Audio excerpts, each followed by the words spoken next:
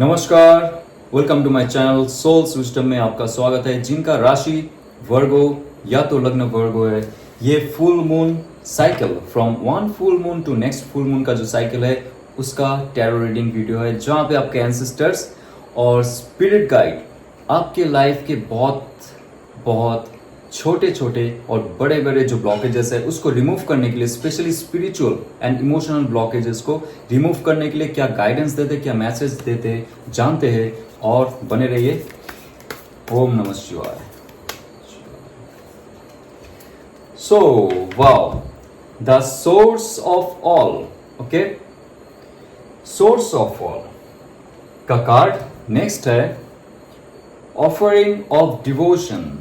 तो बहुत बढ़िया कार्ड है, जहां पे शिवन शक्ति का एक मिलन का कार्ड है, जहां पे नारायण जी और लक्ष्मी जी का मिलन का कार्ड है, और यहां पे शिव और पार्वती का मिलन का कार्ड है।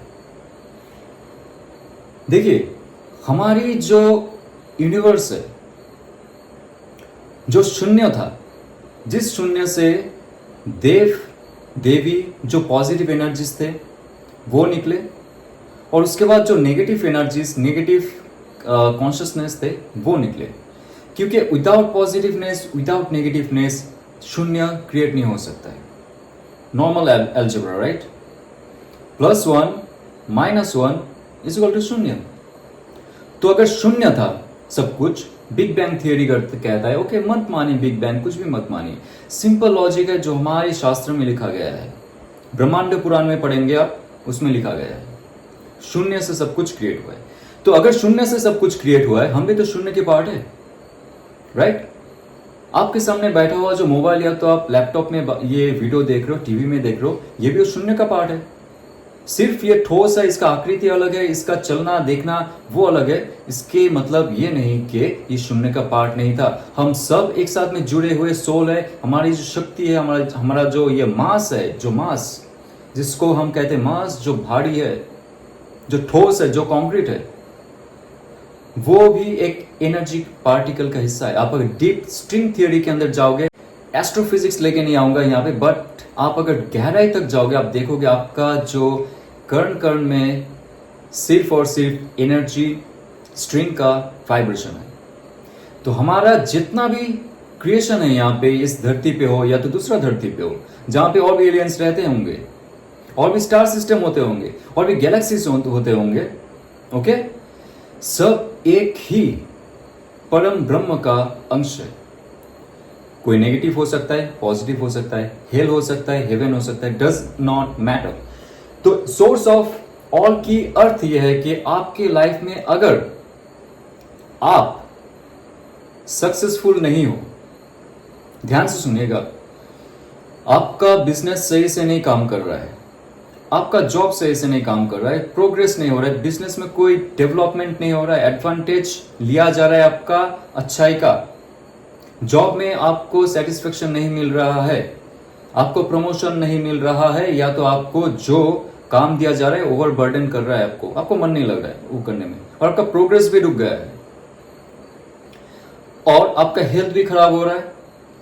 आपके साथ साथ आपके जो घर वाले हैं, आपके मम्मी पापा हो सकते हैं, या तो आपके शादी हो गई तो आपके हस्बैंड वाइफ हो सकते हैं, बच्चे हो सकते हैं, सबके लाइफ में ये इफेक्ट होगा। और आप अगर सिंगल हो, देखोगे बहुत देर तक आप सिंगल रहोगे। कोई अट्रैक्टेड वो फीचर आपके अंदर नहीं होगा, कोई अट्रैक्शन नहीं होगा आपके अंदर। आप देखने में अच्छे होंगे, आप बहुत गुणी होंगे, आपके अंदर टैलेंट बहुत होगा, लेकिन आपके अंदर वो टैलेंट होते हुए भी लोग आपकी तरफ नहीं आएंगे।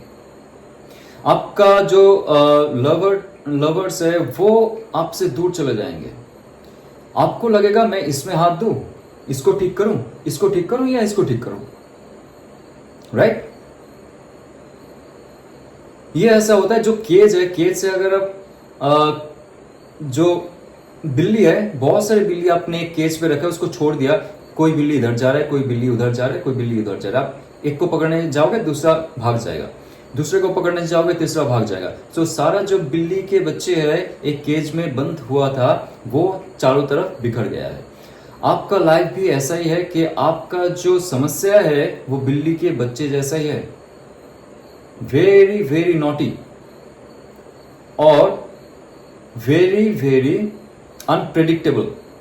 तो बोलते हैं ना, बिल्ली जब रास्ता काटता है तो रुक जाइए, ये नहीं कि वो श्राप दे देगा आपको, भूत आ जाएगा आपके ऊपर। वो कभी भी रास्ता काटते हुए आप देखोगे वो अचानक से वापस आ जाता है।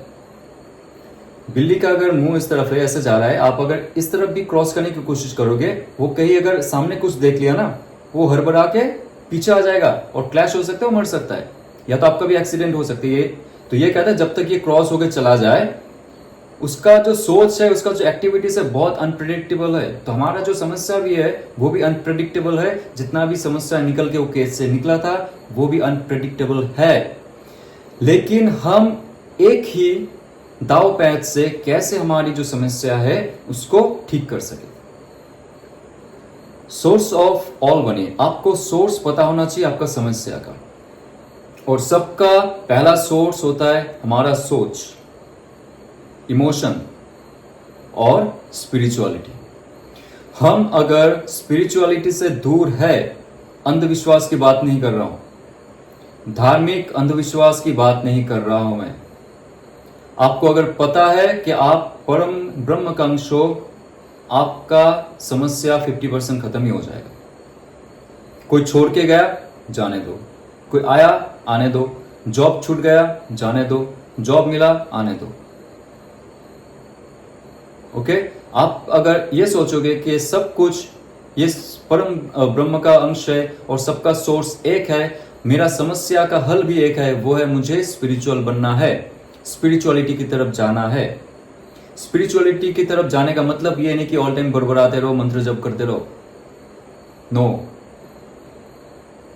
आप सिर्फ अंदर से फील कीजिए, सोचिए मत। स्टार्टिंग में सोचिए, ओके, जिन्होंने स्पिरिचुअलिटी बहुत लेट शुरू की, जिनका फैमिली में ये प्रैक्टिस नहीं है, उनको बहुत समस्या हो सकती है स्टार्टिंग में। जब आप फील करोगे कि आप अभिन्न अंश हो इस यूनिवर्स का, दैट्स इट, यूनिवर्स कहीं और नहीं है, यही है हमारा यूनिवर्स, यही है हम। ओके, सो हम अगर ये सोचते हैं कि हमारे अंदर जो पार्टिकल्स है, जो एनर्जी पार्टिकल्स है, वही परम ब्रह्म का अंश है, हमारा जो लाइफ में रियलिटी का समस्या है वो एक चीज से हल हो सकती है, जब हम हमारी आत्मा को सुधारेंगे, आत्मा को पावर को बढ़ाएंगे, और हमारा जो चक्रास है वो अगर ब्लॉक्ड रहता है तो दोस्त, हमारी हर जगह पे, हर दिशाओं में जो बिल्ली भागती रहती है, हम उसको पकड़ने जाते हैं लेकिन कोई और भाग जाता है, तो एक चक्र को डिसबैलेंस करने की बैलेंस करने की कोशिश करोगे तो दूसरा डिसबैलेंस होता जाएगा।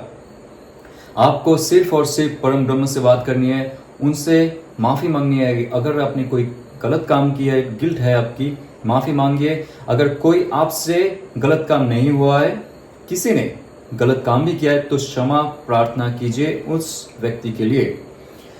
और ऑफरिंग ऑफ डिवोशंस का कार्ड ये है कि आप जो भी शक्ति को, जो भी माता को, देवी को आप मानते हो, शिव जी को मानते हो, या तो कोई भी और धर्म या तो मत में आप जो भी संप्रदाय के हो उसको मानते हो, उसको फुल्ली डिवोट कीजिए। आपका आत्मा, शरीर नहीं। नारियल चढ़ाइए या तो फूल चढ़ाइए, वो एक प्रार्थना का अंश है, बट आप मत सोचिए कि वो चीज करके आपको हासिल हो जाएगा कृपा। जो भी रिचुअल्स है हमारी हिंदू धर्म में या तो कोई भी और धर्म में, जो भी मत पंथ संप्रदाय है उसमें अगर है, ऑब्वियसली कीजिए, बट वो डिवोशंस सिर्फ दिखावे के लिए मत कीजिए। फिजिकल रियलिटी में जैसे हम लोग फूल अर्पित करते हैं किसी के चरण में, जो भी देवता या तो देवी है, उससे अच्छा आप आंख बंद करके आपका इमेजिनेशन से अगर वो करते हो, उस देवता को आपके सामने प्रकट करके, उसका गुण जो है बहुत बढ़ जाता है।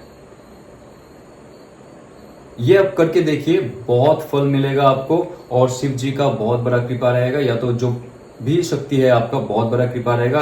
अगर अंदर से आप उनको डिवोट करते हो, आपका आत्मा, आपका इनर सेल्फ, आपका शक्ति, आपका प्रेम, आपका लगन कि आप ही सब हो, मुझे आप ही रास्ता दिखाइए, आप ही रक्षक हो, आप ही माता हो, आप ही पिता हो, मेरे लाइफ में और भी कुछ अगर गलत काम हो रहा है मुझसे, मुझे दिशा दिखाइए, नहीं होना चाहिए ये सब, प्लीज मुझे दिशा दिखाइए, और मेरे साथ अगर कुछ ऐसा हो रहा है उसके लिए आप प्रोटेक्ट कीजिए।